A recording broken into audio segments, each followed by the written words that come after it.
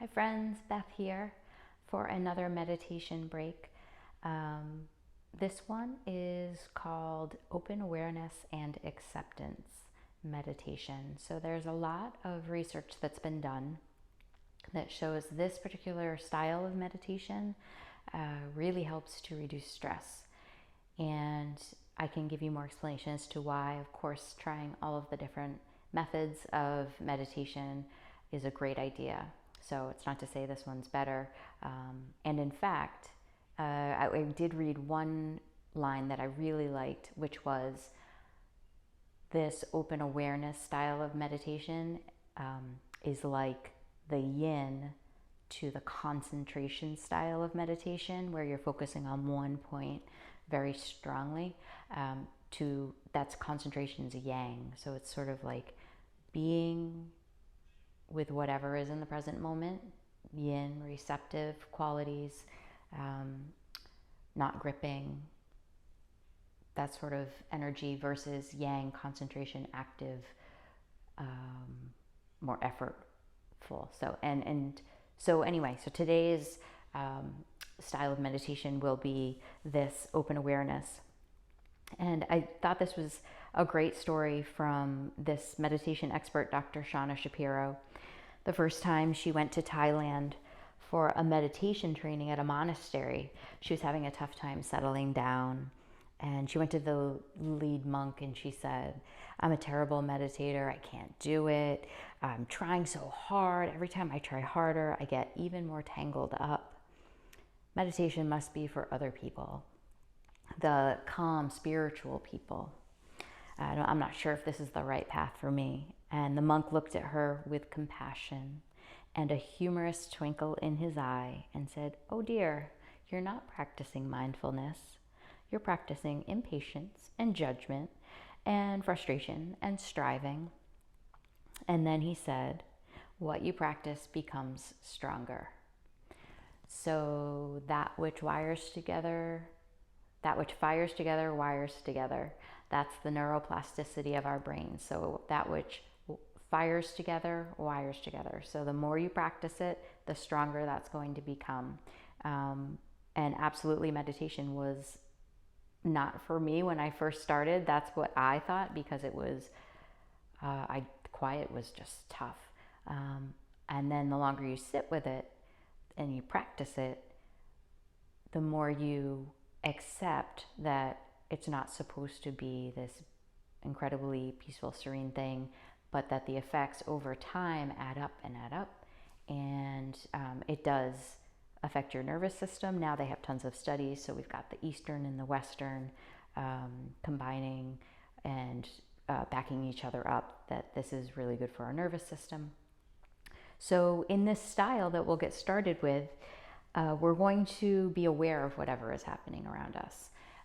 So if you hear something, oh, there's a sound, oh, there's a bird singing. If you think something, this is the tricky one. If you think something, you want to say, oh, there's a thought.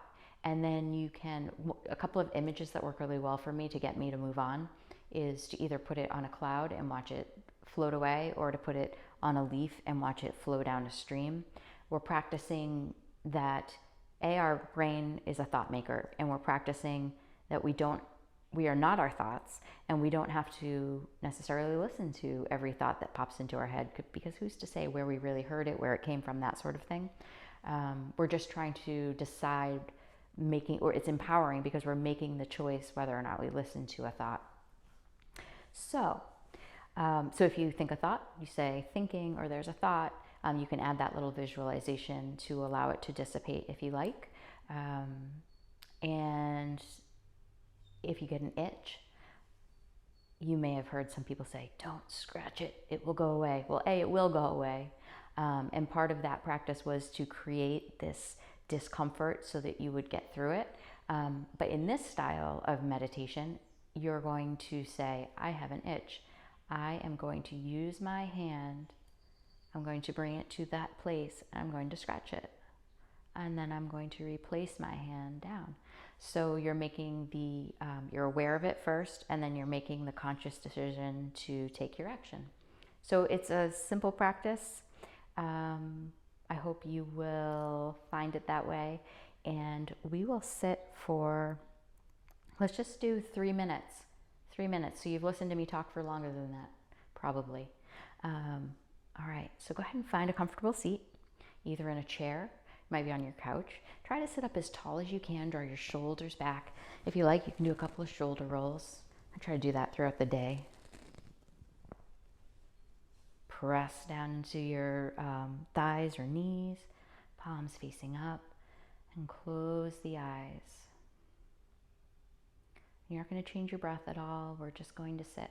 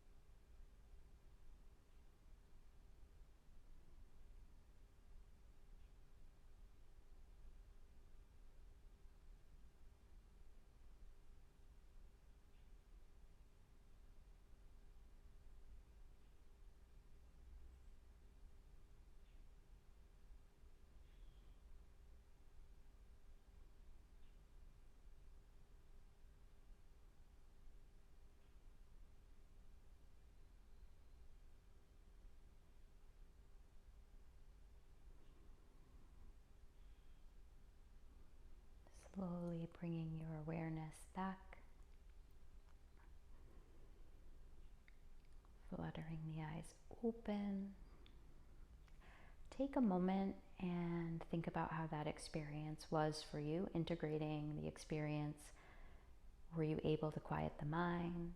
Did you, every time you notice that you're thinking, you should give yourself a pat on the back, because that means you're coming back to awareness, and that's the practice. So if you felt frustrated,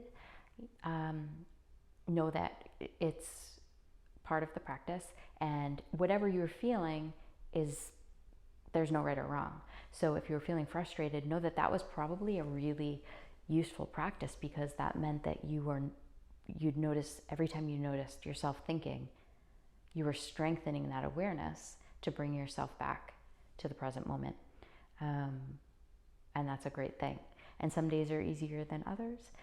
But if you can even, sit outside for 2 minutes in the morning and simply try to be aware of the mind, it will have lasting effects over time. A little done often equals a lot.